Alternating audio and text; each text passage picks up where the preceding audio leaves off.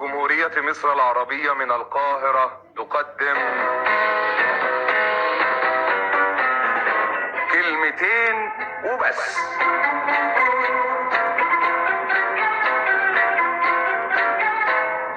اللهم لا اعتراض. قال اللوز المقشر يتعطي للبهايم بالكيلة وانا بسبوس هندس في كلام. حاجة تجنن بقى يا واد انت يا عدمان يا ندمان. خلي عندك ادب وطي حسك عاد يسمعك. ايوه صحيح ايوه، ما صحش افكرك باللي فات. ما انت لازم بقى عامل روحك هنا حكايه كبيره قوي. انا صاحب البيت، انا هنا الكل في الكل. دي اسمها دنيا يا اخواتي. الواد الكحيان اللي كان اصله خدامي. وطي حسك يا ابوي يخرب بيتك. هو وطيت ليه؟ كويس يعني لما الست بتاعتك تسمعك وتعرف اصل وفصل الوقت. بقى تخاف منها للدرجه دي؟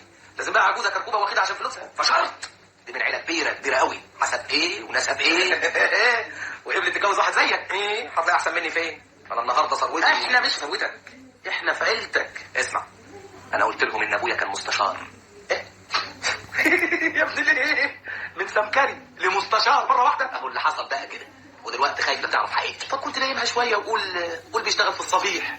ما حدش يعرف ان كان بيبيع الصفيح ولا بيلحم كيزان. يا جدع وطي صوتك، اعمل معروف. انت ايه ما بتفهمش؟ انا ما بفهمش. انت هتوسخ خلاص. نسيت ايام زمان.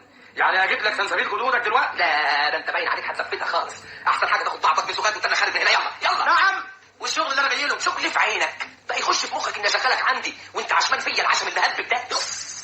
اخص عليك خسع. العيش والملح ما تنورش فيك يا واد انت. ما تتعبش نفسك، يلا مفيش فايده. يلا المعلم بتاعك القديم ما توصلش عيشه. بلا قديم بلا جديد، خدها من قصرها ووريني عرض كتافك. يلا اقول لك ايه اصلك مرمطون ما عندكش مروءه. بذمتي ان ما طلعت من هنا حالا هكسر دماغك. ما كانش منتظر منك غير كده برضه. معلش يلا مال، يلا انا مش فاضيلك. يلا خارج اهو خارج.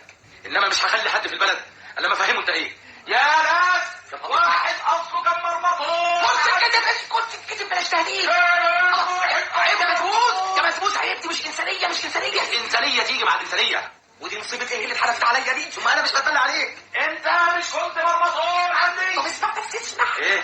اذا شغلتك عندي تتعهد لي انك ما تفتحش بقك بالسيره القديمه دي ابدا، وتتعهد لي انت كمان انك تصلح امورك معايا.